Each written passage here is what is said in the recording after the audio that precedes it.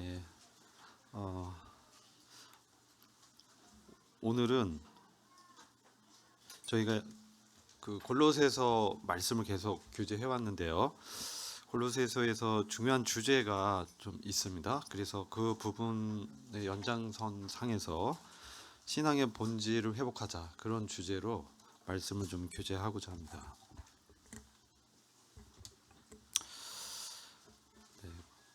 골로새서 2장 잠시 8절 좀 보시겠습니다.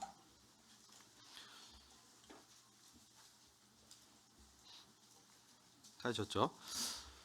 2장 8절 보시면, 누가 철학과 헛된 속임수로 너희를 노략할까 주의하라.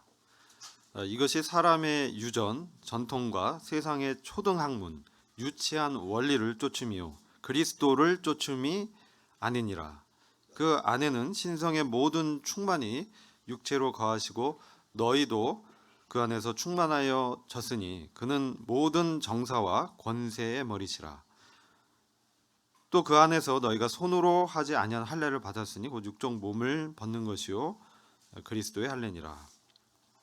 자, 여기 골로새 교회에 들어왔던 문제가 무엇인지를 말씀하고 있죠. 그것은 잘못된 가르침이 들어왔는데 철학과 헛된 속임수, 사람의 유전과 전통, 또 세상의 초등 학문, 그리고 14절 보면 의문에 쓴 증서, 이 네 가지가 지금 골로새 교회에 잘못된 가르침으로 들어와서 바울의 복음에 근거한 신앙생활을 어지럽히고 이리저리 흔들리게 하고 성도들을 어렵게 했던 그런 원인이 됐습니다. 그래서 그런 부분을 사도 바울이 듣고 그 문제를 해결하기 위해서 골로새 서를 쓰게 된 것이죠. 사실 사도 바울은 골로새 교회를 세운 그러한 사람은 아니었습니다. 그러나 이런 문제를 제자를 통해서 듣게 되었을 때 말씀 쓴 것이죠. 이 부분이요, 갈라디아서 4장 8절 보시면 동일한 문제가 갈라디아 교회에도 들어왔습니다. 그 부분을 좀 살펴보겠습니다. 갈라디아서 4장 8절, 4장 9절 보시면 제가 이제 세번역 성경으로 읽겠습니다. 그런데 전에는 여러분이 하나님을 알지 못해서 본디 하나님이 아닌 것들에게 종노릇을 하였지만, 이전에 갈라디아 교회 성도들이 하나님이 아닌 것들에게 종노를 했습니다. 이제는 너희가 하나님을 알 뿐더러 하나님의 아신 바 되었거늘 어찌하여 다시 약하고 천한 초등 학문으로 돌아가서 다시 저희에게 종노릇 하려 하느냐. 지금은 여러분이 이제 4장 9절을 이렇게 또 다른 성경은 해석하고 있습니다. 지금은 여러분이 하나님을 알 뿐만 아니라 하나님께서 여러분을 알아주셨습니다. 그런데 어찌하여 그 무력하고 천하고 유치한 교훈으로 되돌아가서 또다시 그것들에게 종노릇 하려고 합니까? 10절 보면, 너희가 날과 달과 절과 해를 삼가 지키니 내가 너희를 위하여 수고한 것이 헛될까 두려워하노라. 여기서 유치한 교훈이라는 것은 그 원어나 이 성경사전 찾아보면은 여러 가지가 있습니다. 그러나 결국은 이런 것들은 유대인의 율법주의, 그리고 천사 숭배 사상, 또 악한 어떤 영들, 정사와 권세를 쫓는 그러한 종교, 또 다른 측면에 종교적 지식의 어떤 미숙한 상태, 그래서 이게 어떤 점성술이라든지 천사 숭배로 나타났고, 또 결국은 그리스도를 믿는 신앙의 원리에 미치지 못하는 모든 의식과 사상들로 이렇게 정의를 내리고 있습니다. 이러한 것들이 들어와서 성도들 미혹해서 잘 성장하지 못하게 하고 신앙을 이제 어렵게 했던 것이죠. 철학과 헛된 속임수라는 것은 당시 금욕주의, 쾌락주의 철학이 들어왔죠. 이것은 영지주의 한 측면에서 또 나타납니다. 영지주의는 초대교회부터 계속해서 오늘날까지 교회를 어렵게 했던 그러한 사상들인데, 결국 이것은 그리스도인을 그리스도로부터 떨어져 나가게 하고 은혜에서 떨어져 나가게 해서 죄의 노예로 삼게 만드는, 그렇게 이제 역사했습니다. 오늘날 이런 철학과 헛된 속임수는 뭐가 있을까요? 생각해 보면은 오늘날의 포스트 모더니즘적인 다원주의 사상, 범신론, 네 말도 맞고 너 말도 맞고 불교에도 구원이 있고 우리 모두 맞다. 근데 절대적 진리는 없다. 이런 사상이 들어오기 시작했습니다. 그래서 뭐 유신 진화론적 뭐 이런 사상들이 성경의 해석을 어지럽히고 있는 그런 것들 저희가 전에 또 봤습니다. 두 번째 이제 사람의 가르침 이런 것들이 있습니다. 사람의 유전. 당시에 사도적 전승이나 하나님의 계시가 아닌 사람들이 만들어낸 이런 교훈들이 있습니다. 우리가 마가복음 7장을 보면요. 이렇게 말씀합니다. 너희가 하나님의 계명은 버리고 사람의 유전을 지키느니라. 가라사대 너희가 너희 유전을 지키려고 하나님의 계명을 잘 버리는도다. 베드로전서 1장 18절에서는 너희 조상의 유전한 망령된 행실 이렇게 말하고 있습니다. 그 주님 당시에도 바리새인들이 이제 헌금하는데 사실 계명에서는 너희 부모를 이제 공경하고 섬기는 부분을 명하고 있죠. 그런데 부모를 섬길 그러한 재물을 고르반하면서 성전에 이렇게 바치면 그것으로 됐다. 이것은 사람의 유전이라는 거예요. 하나님의 계명이 아니라는 것이죠. 네. 그리고 이런 가르침, 이런 것들이 있었습니다. 그리고 세상에 초등학문 말씀드렸죠. 유치한 가르침. 그리고 의문에 쓴 증서는 우리가 잘 알죠. 율법 또는 뭐 율법 안에서도 뭐 의식법 이런 것들, 예식법, 뭐 제례, 레위기에 나온 제사의 어떤 법칙들 이런 것들, 이런 것들이 들어왔어요. 근데 이 배경이 뭐냐면 갈라디아서를 보면은 이것을 심각하게 바울이 다루고 있습니다. 이것은 뭐냐면 갈라디아 교회가 바울이 증거한 이 은혜의 복음에서 떠나서 급격하게 그들의 어떤 유대교적 가르침으로 미혹돼서 사도 바울의 사도권을 의심하고 이제 그들이 율법주의 행위주의 신앙 체제로 이제 들어간 그런 어려움이 있었습니다. 근데 이게 왜 이제 위험하냐면 우리가 복음의 이제 기초 지식인데요. 여러분들 이제 모르는 것이 아니라 제가 말씀을 통해서 정리해서 신앙의 본질이 무엇이냐 이런 측면을 좀 말씀드리려고 하는 거예요. 이것은 그 갈라디아서 5장을 보면요. 그런 부분의 위험성을 우리한테 경고해 주고 있는데요. 할례라는 것을 지키라고 한 거예요. 갈라디아 교회에 유대주의적인 어떤 거짓 교사들이 들어와서 너희가 사도 바울이 증거한 그리스도의 복음, 은혜의 복음은 맞다. 구원을 받는 건 맞는데 사실인데 뭐라고 얘기냐면 그것으로 충분한 것은 아니다. 그래서 뭐라고 했냐면 할례를 지켜야 너희가 구원이 완성되고 그리고 우리가 이제 구원 이후에 성화를 얘기하죠. 성화도 그러한 율법을 지킴으로 하나님 앞에 쓰고 의로워질 수 있다. 이게 교묘하게 들어온 거예요. 이게 이제 율법주의입니다. 율법주의는 뭐냐면 인간의 이 본성에도 굉장히 맞아요. 인간의 본성 뭡니까? 인과응보. 그죠? 그런 게 인간의 본성이에요. 세상의 문화 철학인데 그러나 구원은 그렇지 않죠. 구원은 그거를 거스르죠. 그거와 반대죠. 우리가 구원을 위해서 어떤 노력을 하면 구원을 받을 수 있습니까? 그런 사람이 있습니까? 하늘나라에 들어가고 하나님의 왕국의 백성이 되고 구원을 얻기 위해서 나는 무엇을 지킴으로 할 수 있다. 없죠. 불가능합니다. 왜냐하면 율법은요. 십계명은요. 뭐냐면 10개 중에 하나만 어겨도 어때요? 하나만 어겨도 하나만 계명 하나 어겨도 다 어긴 것이라고 얘기해요. 다 어긴 것이다. 이런 부분들이 우리가 알고 있지만 교묘하게 우리한테 들어와서 우리가 그 신앙생활을 할 때 굉장한 오류를 일으키면서 우리를 하나님 앞에 세울 때 하나님의 은혜가 아닌 그리스도의 피와 그분의 십자가의 구속이 아닌 그리스도가 아닌 나의 지킨 어떤 업적과 실력과 공로를 의지하게 만드는 거죠. 근데 이게 뭐 그럴 수 있잖아. 근데 이제 사도 바울은 그런 가르침에 대해서 뭐라고 합니까? 다른 이질적인 형태의 다른 가르침이다. 그런 걸 가르치는 자들은 뭡니까? 천사를 할지라도 뭐라고 해요? 저주를 받을 것이다.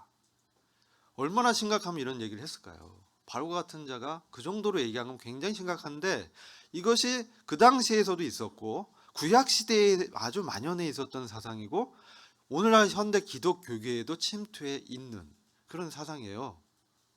우리도 자칫 잘못하면 우리의 본성이 그러기 쉽기 때문에 어느덧 우리의 행위에 빠져서 우리가 주일 성수하고 11조 내고 헌금하고 금식하고 기도함으로 하나님 앞에 보다 더 우월적인 영적인 위치를 가질 수 있다라고 생각합니다. 근데 그것은 뭡니까? 정말 잘못된 착각이라는 것이죠. 이게 중요합니다. 근데 바울은 이렇게 얘기합니다. 그것이 뭐냐? 그게 할례라고 표현됐어요. 할례 예식을 지켜야 너희의 구원이 더 완성되고 충분해지고, 그렇게 율법 의식법을 지켜야지 너희가 더 하나님 앞에 의로워질 수 있어. 이런 가르침이에요. 우리가 성경 공부나 전도를 폄하하는 게 절대 아닙니다. 이거 매우 중요한데요. 그것을 통해서 내가 하나님 앞에 더 의로워져. 잘못된 거예요. 그런 것은 하나님 앞에 우리를 의롭게 할 수 없어요. 그렇게 생각하는 사람은 어떤 사람이냐면 갈라디아서 5장 2절 3절 보시면요. 보라 나 바울은 너에게 말하노니 너희가 만일 할례를 받으면, 그러한 가르침을 받아들여서 순종한다면, 그러한 의식이나 너의 행위를, 너의 공적과 업적을 의지해서 하나님 앞에 나간다면, 마치 바리새인처럼 누가복음 18장에 바리새인과 세리의 이야기를 통해서 우리가 교훈을 받았잖아요. 그렇죠? 그런 태도가 있다면 그런 사람은 어떤 상태로 떨어지냐면은 3절 상태로 떨어져요. 할례를 받고 그러한 가르침, 그걸 통해서 하나님 앞에 더 의로워지고 있고 너희의 구원이 더 풍성해지고 그렇다라고 하는 가르침을 받고 그걸 따르면, 내가 다시 말할 건데 그는 율법 전체를 행할 의무를 가진 자다 라고 규정하고 있어요. 이거는 우리가 의롭게 되는 그런 구원뿐만 아니라 성화의 과정에서 그렇다는 거예요. 나도 모르게 그런 것들이 들어오면서 나를 붙잡아서 끌어내린다는 거죠. 그것은 4절 율법 안에서 의롭다함을 얻으려 한다는 거예요. 몰라요. 근데 이 율법주의는 무서운 게 뭐냐면 내가 그 안에 있다는 사실을 내가 모른다는 거예요. 그게 문제예요. 나는 그렇게 하면서 어떻게 됩니까? 이런 사람이 있는 사람은 뭐냐면은 하나님 섬기는 게 채무감이고 부담감이고 너무 힘든 거예요. 그리고 자기와 같이 섬기지 않는 어떤 지체를 보면 뭐가 일어나요? 불편해요. 그러면서 막 그 어려움이 생겨. 그 누구야? 마르다가 그랬어요. 마리아가 이제 자기는 열심히 그 음식 준비하는데 마리아는 주님 앞에서 말씀 듣고 있는데 어려움이 이제 온 것이죠. 불편함. 근데 그 전에 뭐냐? 하나님 섬기는 건 이렇게 섬겨야 되는데 라는 판단이 들어오는 거예요. 판단. 근데 주님 뭐라 했어요? 그는 마리아는 더 좋은 것을 하고 있는 것이야. 이렇게 이제 말씀하시죠. 각자가 주님 앞에서 지혜가 필요합니다. 믿음의 분량과 은사에 따라서. 근데 이런 것을 율법 안에서 의롭다함을 얻으려 하는 시도라고 정의를 내리고 있어요. 이가 무슨 우리가 구약에 무슨 그걸 지켜서 뭐 의롭다함이 아니라 그러한 할례라는 의식을 통해서 하나님 앞에 내가 좀 더 당당하고 영적으로 우월하다는 어떤 그런 생각과 판단이 들어오는 거. 그리고 다른 지체들에 대한 어떤 판단이 들어오고, 그다음 뭡니까? 내 안에서 쓴뿌리가 나는 거예요. 그렇다면 뭡니까? 신앙의 워닝이 왔다는 거예요. 워닝이. 경고 사인이에요. 그러면서 나한테 뭐가 없어져요? 기쁨이 없어져요. 하나님의 은혜를 봐서 얼마나 은혜롭고 감사하고 그래야 되는데, 그렇죠?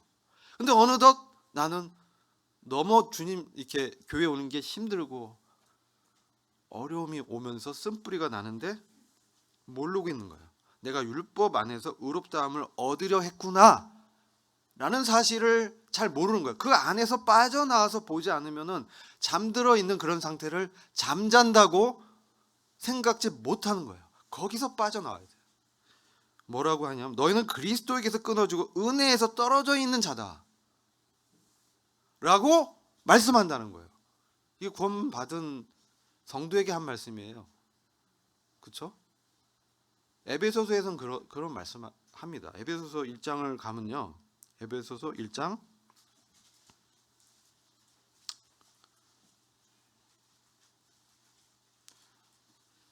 바울의 그 기도에서 16, 17절 보면 너희를 인하여 감사하기를 마지 아니하고 내가 기도할 때 너희를 말한다. 바울이 에베소 교회 정말 훌륭한 교회, 정말 사도 바울이 보험전에 세워졌고 그다음 뭡니까? 사도 요한이 그다음 디모데가 와서 목양을 했고 말년에 사도 요한이 와서 장로일로 섬겼던 정말 그 교회의 진리가 증거됐던 또 그 계시록의 2장 3장의 7개 중에 가장 먼저 나왔던 정말 그 교회 진리가 전파됐던 그런 교회인데요. 기도 제목으로 바울이 기도합니다. 주 예수 그리스도의 하나님 영광의 아버지께서 지혜와 계시의 정신, 이거 영입니다. 성령을 너에게 주셔서 하나님을 알게 해주십시오. 하나님을 알잖아요. 그죠? 그 성령이 왔잖아요. 근데 에베소 교회 성도, 이게 에베소 교회인데 구도자라면 좀 이해가 되겠죠. 근데 성도를 위한 기도입니다.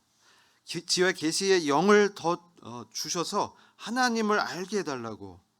너희 마음의 눈을 밝혀서, 어두워져 있는 거예요. 마음의 눈이 지금. 그래서 밝혀서 그의 부르심이 소망이 무엇이고 성도 안에서 그 기업의 영광의 풍성이 무엇인지 그 힘의 강요로 역사하심을 따라 믿는 우리에게 베푸신 능력이 얼마나 큰지를 너희가 알게 하시길 내가 기도한다. 에베소 교회 성도 뭡니까? 이 부분이 아직 모르고 있다는 것이죠. 그죠? 그러니까 율법주의 신앙이 들어오면요, 내가 마치 다 안다고 생각해요. 그러니까 뭐냐면 배우는 거, 가르침 받는 거에 대해서 불편함이 있어요.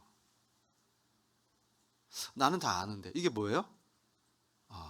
율법주의예요. 율법주의. 그게 들어와 있다는 거예요. 나는 어느 정도 알아.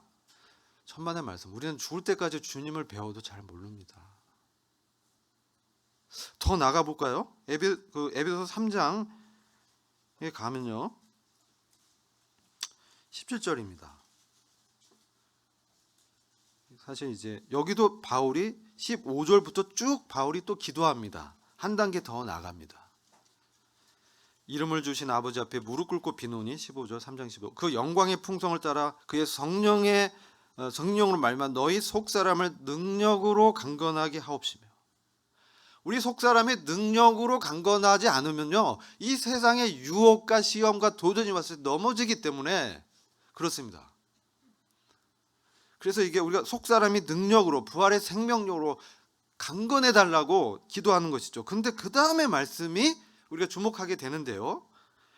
믿음을 통해서, 믿음이라는 수단을 통해서, 믿음이라는 원리를 통해서 그리스도께서 너희 마음에 계시게 하옵시고 너희가 사랑 가운데서 뿌리가 박히고 터가 굳어져서 이렇게 하면서 능히 모든 성도와 함께 지식에 넘친 그리스도의 사랑을 알아 그 넓이와 길이와 높이와 깊이가 어떠함을 깨달아서 하나님의 모든 충만하신 것으로 너희가 충만해지기를 구한다. 아멘. 자, 17절 보면요, 믿잖아요. 지금 안 믿습니까? 다 믿어. 그죠? 예수님 믿잖아요. 안 믿어요? 믿습니다. 근데 여기서 또 믿음은 잘한다는 것이죠. 믿음이 내가 믿어졌는데 끝나는 게 아니라 이제 시작된 거예요. 그래서 믿음이 성장하는데 그 성장된 믿음을 통해서 그리스도가 너희 마음에 계시게 해달라고. 이상하죠. 주님이 분명히 우리 안에 오셨는데 왜 이런 기도를 하죠? 여기서 그리스도께서 너희 마음에 거하게 해달라는 것은 주님께서 마음에서 뭐요? 주인이 되게 해달라고 기도하는 거예요. 주님이 오셨는데 주가 아닌 교인이 있다는 것이죠. 그것은 우리의 구원에 있어서 굉장한 장애입니다. 그건 구원의 어떤 핵심을 놓치고 있는 거예요. 그리스도가 오신 게 구원입니다. 그리스도를 아는 게 구원이 아니고요. 그러니까 그리스도에 관해서 아는 게 구원이 아니라 그리스도를 알고 경험하고 그분이 우리 안에 오신 게 구원입니다. 내가 그리스도에 대해서 알아요. 주님의 십자가의 복음의 지식이 있었는데 그게 구원이 아니에요. 제가 10여 년을 그러한 장로교 아래서 구원받지 못하고 거듭나지 못한 상태에서 있었어요. 저의 그 주일학교 성경 그 노트에 보면은 요한복음 5장 24절을 암송해서 써놨어요. 근데 전 거듭나지 못했어요. 엄청 열심히 교회 다녔어요. 근데 제 마음 안엔 채무감과 부담감과 교회 아는 게 힘들었어요. 왜 힘들지 교회 오는 게? 여러분 교회 오는 게 힘드세요? 부담되세요? 그렇지 않으시죠? 근데 저는 그때 그랬어요. 교회 오는 게 너무 즐겁고 성도를 만나는 게 너무 기쁘고 주님께 찬양 드리고 감사하는 게 너무나 기다려져야 되는데 저는 교회 예배당에 오는 게 오늘도 내가 가서 아버지 하나님 제가 지난 주간에 무슨 죄를 졌고요. 아버지 하나님 용서해 주십시오. 이 기도를 항상 드렸어요. 그 죄책이라고 합니다. 죄책이라고 합니다. 죄에 대한 책임의식, 채무감이 있었어요. 그건 구원받지 않은 것입니다. 여러분들이 그런 마음이 있으면 구원을 좀 생각해 보셔야 돼요. 자, 이러한 이게 뭐예요? 율법주의가 우리 성도의 성장을 이렇게 방해한다는 거예요. 방해해요. 그런 사상이 뭐예요? 인본주의 사상이에요. 사람을 위주로 한 거짓 종교 체제예요. 그런 게 있었어요. 지금도 있고 구약 성경에도 말하고 요한복음에서도 말해요. 요한복음 8장에 보면 뭐가 나요?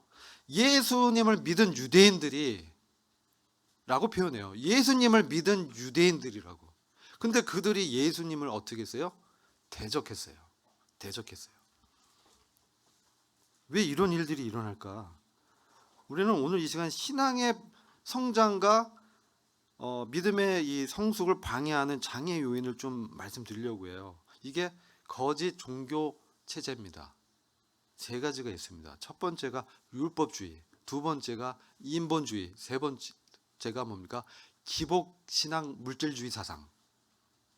세 가지 성경에서 말을 하고 있어요. 이것들이 우리의 신앙이 자라나는 것을 방해하고 우리를 다시 율법주의 그 아래로 떨어뜨려가지고 어떻게 해요? 영적 미숙아로 그냥 지내게 해요. 자, 고린도후서 10장 3절 5절 보면요.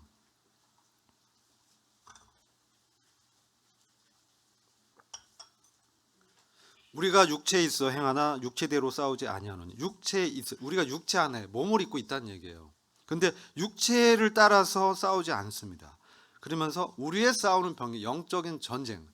우리는 구원받고 이후에 영적인 전쟁터로 나가게 돼 있어요. 근데 영적인 전쟁터에 어린아이들은 이제 못 싸우잖아요. 그러니까 먼저는 신앙이 성장해서 싸울 정도로 자라야 돼요. 그래야 영적 전쟁에 나가서 주님의 일을 수행할 때 승리에 동참하면서 나갈 수 있는 거예요. 근데 그렇지 않으면 이게 육체대로 이렇게 싸우게 돼요. 이거는 영적으로 어릴 때 그래요. 육체대로. 뭐냐? 육체의 성정대로. 아까 율법주의가 들어오면 아까 뭐라고 그랬어요? 섬기고 복음을 전하고 하는데 내 안에 그런 쓴뿌리가 있으면서 섬기는 거예요. 그러니까 어떻게 돼요? 잘할 수가 없어요. 씨 뿌린 자 비유 마태복음 13장 보면요.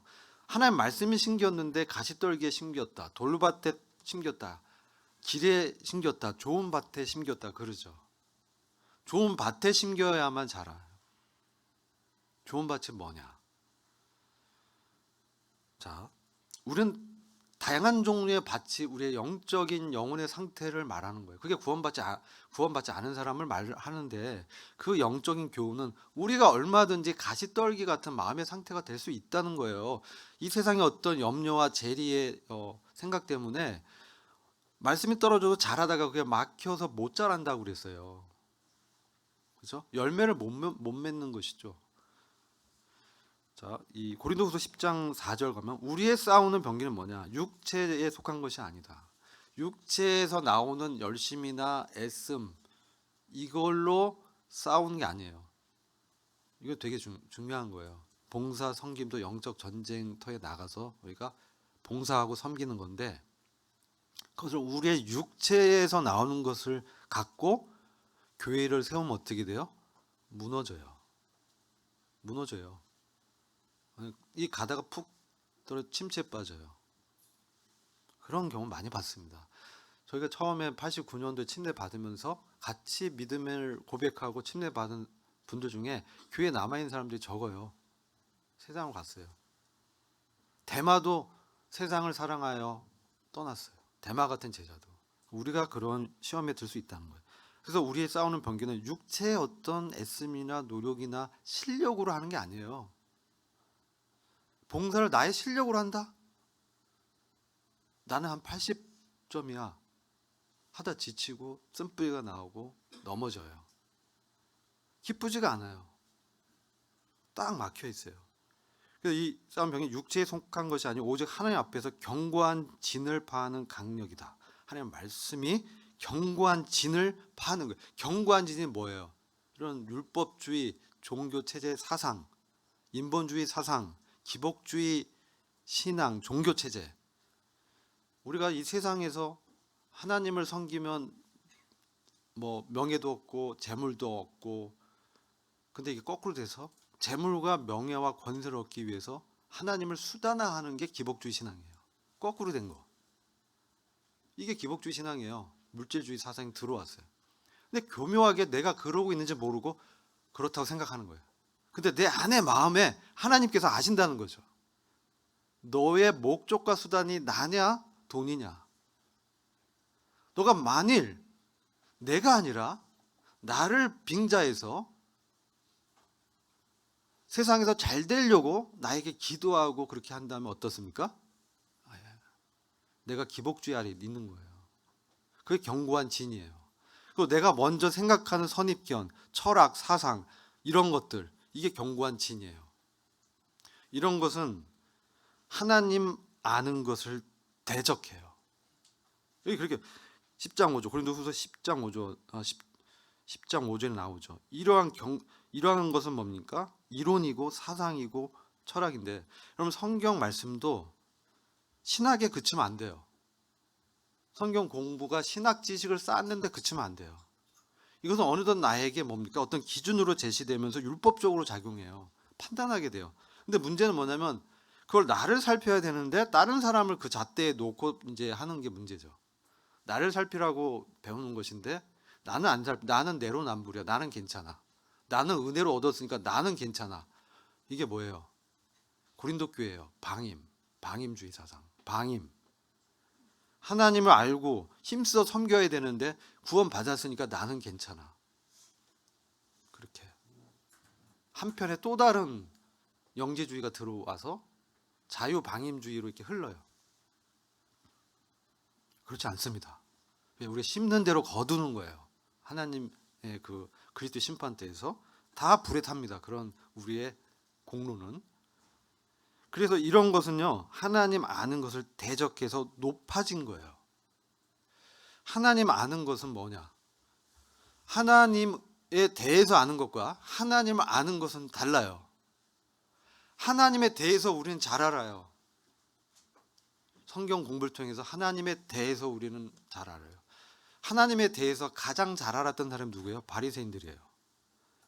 완전 다 모세오경 다 외워요. 하나님에 관해서 너무나 빠삭하게 알아요. 신학 박사들이에요. 근데 그들이 어떻게 했어요? 예수를 대적해서 십자가에 못 박였어요. 그죠? 하나님 아는 것은 뭐냐는 거죠. 하나님 아는 게 뭐예요, 그러면? 하나님 아는 거는. 하나님 아는 건 요한복음 17장 3절에 뭐라고요? 영생은 하나님과 그 보내신 자 아들 예수 그리스도를 아는 건데 그거는 에피그노시스예요. 그냥 그노시. 하나님을 경험적으로 인격적으로 만나서 아는 거예요. 그러니까 우리의 성경 공부는 이것을 위한 거예요. 남을 판단하는 그런 걸 하는 게 아니고 내 자신을 이렇게 분별해서 내가 이 부분에서 하나님 앞에 회개하고 돌이켜야 되구나. 그래서 하나님을 이제 경험하는 거예요. 어떻게 경험하냐는 것이죠. 주님을 아는 게 그런 거예요. 말씀을 통해서 성령을 통해서 우리가 하나님을 인격적으로 배우게 돼요. 그죠? 요한복음 6장 63절. 살리는 것은 영이니 육은 무익하니라. 내가 너희에 이르는 말이 영이요 생명이다. 주님이 우리의 어떤 말씀의 공부를 통해서, 설교를 통해서, 교제 통해서 우리 안에 성령님으로 이렇게 지적하고 지시하는 것들이 있어요. 그게 없으면요, 내가 구원 받았는지 살펴봐야 돼요. 그런 게 없는 거는 정말 문제인 거예요. 돌밭인 거예요. 아무리 이 씨가 떨어져 돌이에요. 약간 좋아요. 주님 믿으면 하나님의 영광이 들어가고 너무 좋은데 뭡니까? 그 다음 그냥 자기 멋대로 사는 거예요. 세상에 나가서. 정말 그랬다니까. 요한복음 6장에 뭐가 나와요? 오병이어의 기적을 체험한 사람들이 주님을 쫓아서 그를 왕으로 추대하려고 했는데 주님이 뭐라고 그랬어요? 내 살을 먹고 내 피를 마시는 자만이 영생을 얻을 것이야. 그러니까 뭐라고 해요? 이 말씀 어렵도다. 그리고 제자들이라고 그랬어요. 떠나버렸어요. 제자들은 참 제자가 있고 뭐 좀 중간 제자가 있고 그런 것 같아요. 그렇죠? 떠나버렸어. 뭡니까? 그들은 바로 예수님을 그들의 의식주를 해결해 주는 수단화한 거예요. 내가 그 배불리 먹어서 배가 불러서 쫓아온 거예요. 정말 그 영혼의 심각한 자기의 죄성을 인식하고 정말 내가 구원이 필요하고 하나님 은혜가 결핍한 자구나. 사슴이 시냇물을 찾듯이 정말 그 주님을 찾고 갈구하고 하나님이 인생의 전부가 되고 목표가 되고 목적이 되지 않으면 주님을 알 수가 없어요. 이게 혼합된 신앙이요, 섞인 거예요. 사울 왕이 그랬어요. 사울 왕이 그가 하나님을 안 섬긴 게 아닙니다. 섬겼어요. 근데 아말렉 아각을 왕을 다 죽이라고 하고 다 그 재물 다 싹 다 버리라고 했는데 지 생각에 자기가 일부 취한 거예요. 아각 살려주고. 아말렉 육체를 상징합니다. 이스라엘의 대적 원수. 그걸 남겨둔 거예요. 자기 생각에. 근데 뭐예요? 내가 사람들을 두려워해서 그랬다는 거예요. 다른 사람들이 원하고 그걸 좋아하니까. 왜 버려요? 적당히 좀 챙겨야죠. 적당히 신앙생활 해야죠. 그런 얘기 안 들으세요? 적당히 좀 해라. 그만 작작해라.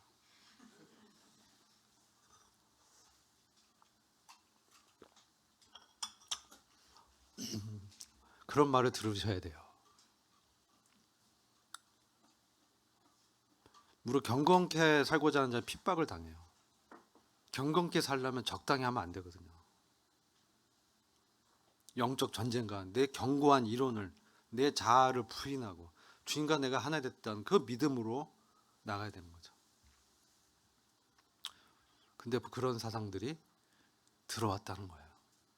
그럼 처음에는 이제 하다가 어려운 말씀, 주님의 살과 피를 취하는 게 뭡니까? 우리 아침에 만찬을 뗐잖아요. 그죠? 주님의 그 십자가, 그것에 맞는 십자가의 복음에 합당한 삶을 사는 거예요. 그게 만찬을 떼는 사람의 그 생활 자세예요. 근데 여기 와서는 떼는데 세상에 나가서 직장 가운데나 가정에서 그렇지 않고 내 기준대로 그냥 사는 것이죠. 이거는 종교예요. 율법주의예요. 이건 다 세상 기독교인들이 해요. 하나님이 이것을 뭡니까? 인정하지 않아요. 부분적인 행위신앙, 쇼잉하는 거예요. 썬데이 크리스찬 말씀 듣죠. 어쩔 수 없어서 바빠서 내가 주일만 오는 상황이 있어요. 이해합니다. 근데 그게 아니고 그것이 하나님을 섬기는 의무를 다했다라고 생각한다면 나는 율법주의 그러한 거짓 신앙책에 있다는 거예요. 이런 거는 우리가 이제 하나님 아는 것이 아니에요. 호세아서 4장 1절 잠깐 보겠습니다. 이스라엘은 끊임없이 그들의 신앙의 본질과 거짓 신앙체계 안에서 계속 왔다 갔다 하면서 실패를 많이 했습니다. 우린 교회지만 이 계시록의 7교회를 보면 주님의 7교회에 대한 판단이 기록되어 있습니다. 정말 심각한 거는 사도교회가 얼마나 심각했냐면 너가 살아있는 이름이 있지만 실상은 죽었도다. 그렇죠? 살아있는 이름이 있어요. 뭔가 이제 활동도 하고 예배도 드리고 주일 성수도 하고 헌금도 하는데 실상은 왜 죽었어요? 주님과 관계가 없는 거예요. 주님과 날마다의 친밀한 교제가 없는 거예요. 주님 앞에서 참된 기도와 그분 안에서 나의 애통함과 고통함을 내려놓고 주님이 그것을 해결해 달라고 간절히 구하는 회개가 없는 거예요. 그건 종교입니다. 거짓 신앙입니다. 그게 예수를 믿은 유대인들이에요. 표적 신앙. 뭔가 외적으로 그럴듯하게 보여서 뭔가를 지키면 내 마음이 괜찮아. 나 오늘 큐티했어. 그래서 내 마음이 나 오늘 큐티했어. 나 오늘 뭐 했어. 나 오늘 예배당 가서 뭐 했어. 그게 잘못됐다는 게 절대 아니에요. 근데 그런 위험이 있다는 거예요. 이스라엘 백성이 호세아서 4장 1절 보면 이스라엘 자손들아 여호와의 말씀을 들으라. 여호와께서 이 땅 거민과 쟁변하시다니 이 땅에는 진실도 없고 인애도 없고 변함없는 사랑 인애도 없고 하나님을 아는 지식도 없고. 그러면 신앙의 본질은 뭐예요?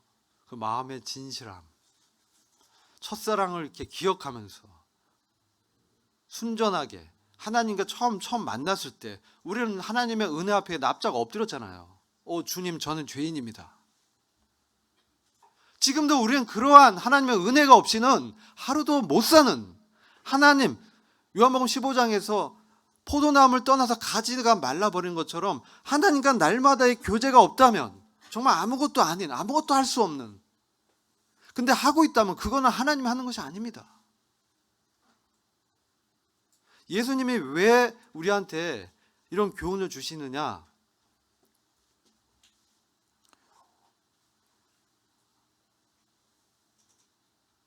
요한복음 5장 요한복음 8장 28절 먼저 볼게요. 8장 28절. 예수께서 가라사대 너희는 인자를 둔 후에 내가 그인 줄 알고 내가 하나님인 줄 이제 그때야 나를 십자가에 못 박은 그때야 너희가 아마 내가 그인 줄 알게 될 것이다. 또 내가 스스로 아무것도 하지 아니하고 오직 아버지께서 가르치신 대로 이런 것을 말하는 줄도 알리라. 예수님은요 하나님이 말씀한 것을 듣는 대로 현재형 듣는 대로 심판하시고 행하셨어요. 하나님이 말씀하시는 대로 지금 현재 나한테 오늘 말씀하는 그 말씀에 내가 반응하는 신앙이 진짜 믿을 신앙입니다.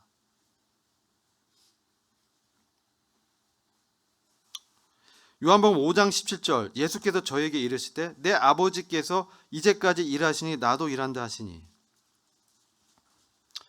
5장 19절 그러면 예수께서 저에게 이르시되 내가 진실로 진실로 너에게 이르노니 아들이 아버지의 하시는 일을 보지 않고는 아무것도 스스로 할 수 없나니 아버지께서 행하시는 그것을 아들도 그와 같이 행하니라. 그렇죠? 하나님 아버지와의 관계 속에서 일한다는 거예요. 예수님은 이게 하나님을 아는 믿음이에요.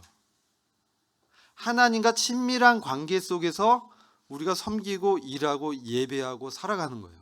이게 뭐예요? 오직 의인은 믿음으로 산다는 거예요. 이게 신약의 새 성경에서 똑같은 말씀이에요.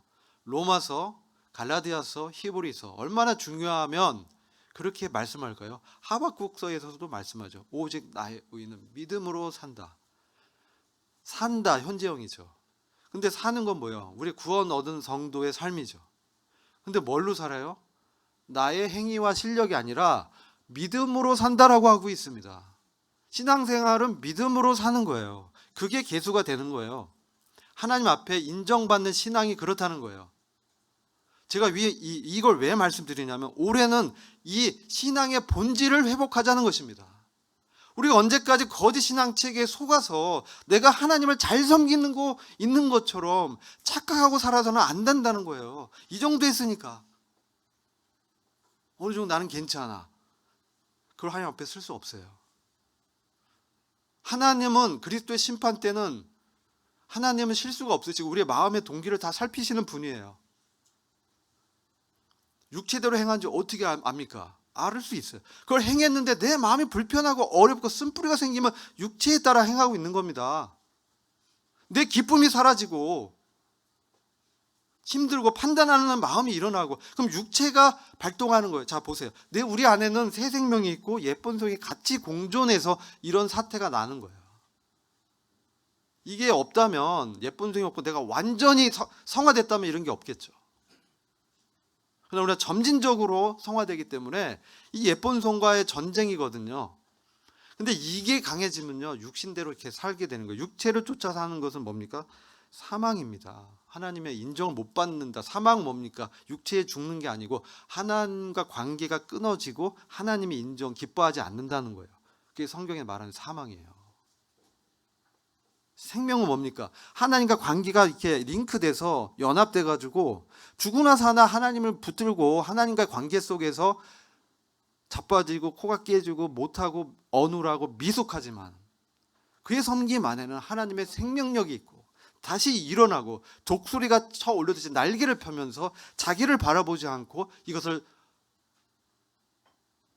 뭐라고 해요? 압도적 승리라고 하죠. 주님의 승리를 붙들고, 내가 내 실력으로 이기는 게 아닙니다. 절대 못 이겨요, 마귀를. 주님이 마귀의 머리를 깨셨기 때문에 그분의 승리에 동참하는 것이죠. 이게 신앙의 본질입니다. 신앙의 본질은 주님과의 관계입니다. 주님을 아는 것이지 주님에 관한 실력을 쌓는 게 아닙니다. 그것은 거짓 신앙 체제입니다. 그것은 하나님을 기쁘게 할 수 없습니다. 그것은 우리의 하늘의 왕국에서 우리의 상을 쌓을 수가 없습니다. 마당만 쌓는 거, 뜰만 밟고 가는 것입니다. 이사야서 1장을 보세요. 우리 하나님께서 이스라엘 백성들이 얼마나 거기다 그 짐승을 잡아서 피를 흘리고 드렸습니다. 엄청난 많은 짐승을 잡았어요. 근데 그것이 하나님을 기쁘게 하지 못했고, 하나님이 그 피에 내가 지쳤다, 질린다, 그만해라. 너희 마음 가운데 하나님을 사랑하는 것이 정말 있느냐? 하나님을 사랑하는 거, 하나님을 사랑하는 점 뭡니까? 하나님의 사랑 앞에서 내가 참으로 무가치한 자라는 것을 항상 인식하는 것이죠. 하나님의 사랑이 없다면 나는 하루도 그리스도인으로 살 수 없습니다. 주님, 나는 날마다 순간마다 하나님의 은혜가 필요한 자입니다. 주님, 저를 불쌍히 여겨 주십시오. 저는 이 대표적인 신앙, 이런 믿음이 신앙의 본질을 찾고 살았던 사람이 사도 바울이라고 생각합니다. 그는 처음에 정말 열심이었습니다. 이 하나님을 아는 지식이 없었어요. 변함없는 사랑, 진실함 이런 것보다 자기의 실력과 외적으로 사람의 인정을 받고 자기가 우뚝 서서 자기가 인정받아서 유대교의 위대한 랍비가 되는 것이 그의 신앙의 목표였습니다. 그걸 어떻게 했습니까? 예수 믿는 자를 잡아다 죽음에 넘겼죠. 복음의 원수고 대적이 됐어요. 우리도 이게 막 상징적으로 보여지지만 우리가 율법주의 체제에서 섬기는 것은 복음의 원수의 견고한 진이에요. 하나님을 기쁘게 하는 것 같죠? 하나님이 안 받으신다고 하셨습니다. 이게 문제입니다. 문제는 그게 문제입니다. 나는 이 정도 하면 하나님 받을 줄 알았는데 하나님이 그것을 안 받는다는 게 문제입니다. 그래서 우리는 하나님을 더욱 알아야 됩니다. 하나님의 진리에 더 깊이 들어가서 정말 하나님이 기뻐하고 원하시는 게 무엇인가를 날마다 주님께 나아가서 구하고 기도해야 됩니다. 호세아서 4장 6절에 내 백성이 지식이 없으므로 망하는도다. 네가 지식을 버렸기 때문에 나도 너를 버려 나의 제사장이 되지 못하게 할 것이다. 우리가 하나님을 아는 지식 진리를 버리면요, 내 생각과 선입견과 타성과 나의 실력과 경험으로 섬긴다면요, 하나님을 제대로 섬길 수가 없습니다.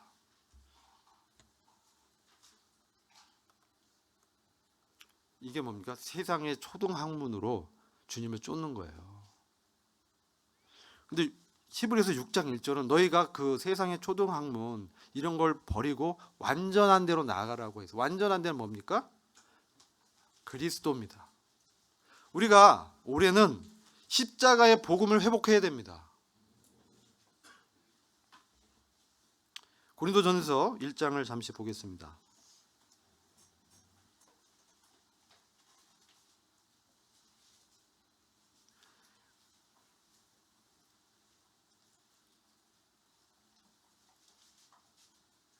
(1장 고린도 교회에 문제가 많아서 바울이 고린도 전서와 후서를 썼는데, 바울이 여기서 핵심적으로 말하는 게 무엇이냐면은 17절 보십시오. 그리스도께서 나를 보내심은 침례를 주게 하려 하심이 아니요 오직 복음을 전하게 하려 함이니. 복음이 뭐죠? 복음을 전하게 하기 위해서 사도 바울을 보냈어요. 말의 지혜로 하지 아니하고 했다. 왜? 말의 지혜, 나의 어떤 그런 지혜로 하는 게 아니고, 아니하면 그리스도의 십자가를 무익하게 만들까 염려했기 때문이다. 이렇게 말씀하죠. 십자가의 말씀이, 십자가에서 그리스도가 죽으시고 부활하셨고, 우리가 그리스도 안에서 십자가에서 함께 못 박혔고, 주님이 일어나실 때 나도 일어나서 하늘의 우편에 주님과 함께 앉혀졌다는 이 십자가의 말씀이 멸망한 자들에게는 미련한 것이다. 구원을 얻는 우리에게는 하나님의 능력이 됩니다. 이 말씀이요, 왜 미련하게 느꼈어요? 멸망한 자들이. 어떻게 메시아 왕이, 하나님의 아들이 저주받은 나무에 달려서 못 박아 죽어? 거짓말하지 마. 어떻게 죽은 사람이 다시 부활해? 너나 믿어. 이러는 거예요. 세상은 그런 거예요. 세상은 실체가 그렇습니다. 그들에겐 그런 미련한 거예요. 적당히 믿어. 적당히. 작작해. 그런 말을 들으셔야 돼요. 그러나 구원을 얻는, 현지형이죠. 얻은이 아닙니다. 구원을 얻는 우리에게는 십자가가 하나님의 능력입니다. 22절, 유대인들은 표적을 구하고, 그죠? 헬라인은 지혜를 찾는, 유대인들은 겉으로 외적으로 드러나는 것을 추구했습니다. 이게 사람을 기쁘게 하고 좋아하니까 뭔가 그럴듯하게 보여지고, 뭔가 이게 명분이 있어야 되고. 주님이 명분을 찾으셨습니까? 실질을 찾았죠. 요한복음 9장에 소경을 고치셨습니다. 그리고 주님은 안전뱅이를 일으켰습니다. 근데 언제 하셨어요? 안식일에 하셨습니다. 그러니까 유대인들이 뭘 했어요? 안식일을 안 지키네. 네가 어떻게 하나님의 선지자냐? 너는 귀신의 도움을 받아서 그걸 한 것이야. 그렇게 주님을 대적했습니다. 그들의 안식일에 대한 가치관으로, 하나님의 성령의 감동으로 내가 듣는 대로 행하고 내 안에서 아버지께서 일하시니 나도 일한다고 하신 그 주님께서 하나님의 감동으로 행한 그 행동을 그들은 그렇게 비방하고 대적했던 것입니다. 이게 율법주의 종교의 체제의 무서운 것입니다. 그리고 외식합니다. 80점인데 100점인 것처럼, 안 그런 것처럼 이 마음 안에는 썩어지고 무너지고 회칠한 무덤처럼 그런 것이 가득 차 있는데, 그것을 하나님 앞에서 주님 불쌍히 여겨 주십시오 라고 세리처럼 하나님 앞에 나가려고 하지 않고, 나는 뭘 했고요, 일주일에 2번 금식하고요, 11조도 잘 지키고 라는 헛소리를 하고 있다는 것입니다.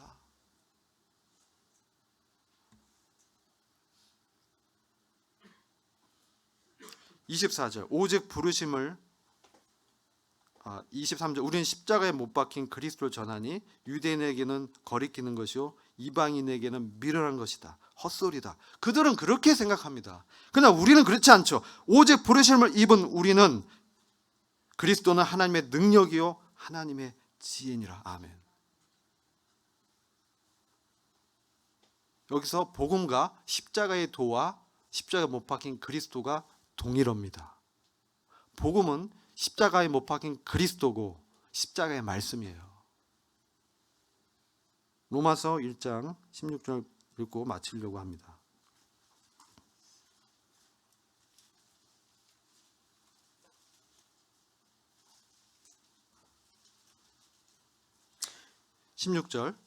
로마서 1장 16절 17절 함께 읽겠습니다. 다 찾으셨죠? 우리 주님을 올해는 더욱 알기를 힘쓰기 원합니다. 그게 우리한테 생명이고, 우리에게 능력이, 우리 안에 속사람을 강하게 하시는 건 뭡니까? 우리 안에 계신 주님이십니다. 그 주님으로부터 말씀을 받고 살아야 돼. 그게 능력입니다. 그게 유혹과 이 세상의 시험을 이김에 동참하는 유일한 자원이요 방법이고 길입니다. 오직 나 외에는 길이요 진리요 생명이 없는 예수 그리스도, 그분 안에만 생명이 있고 능력이 있고 구원이 있습니다. 영광이 있습니다. 그게 십자가의 길일지라도 우리는 절대로 돌아가서는 안 됩니다. 우리는 이미 루비콘 강을 건넜습니다. 우리는 이미 요단강을 건넜습니다. 돌아갈 수 없습니다. 광야에서 이스라엘 백성이 뭘 했습니까? 내가 애굽에 가서 부추나 먹고 고기나 먹고 해야지. 그렇게 하다가 하나님한테 멸망당한 거예요. 육신으로 산 것이죠. 우리는 그래서는 안 됩니다. 우리는 요단강을 건넜고 그리스도 안에 있는 자로서 이제 복음을 부끄러운 것이 아니라 나의 약함을 자랑하고 나의 나된 것이 하나님의 은혜라는 믿음으로 나가야 됩니다. 자, 그리고 로마서 1장 16, 17절을 함께 읽겠습니다. 자, 시작. 내가 복음을 부끄러워하지 아니하노니 이 복음은 모든 믿는 자에게 구원을 주시는 하나님의 능력이 됨이라. 첫째는 유대인에게요 또한 헬라인에게로다.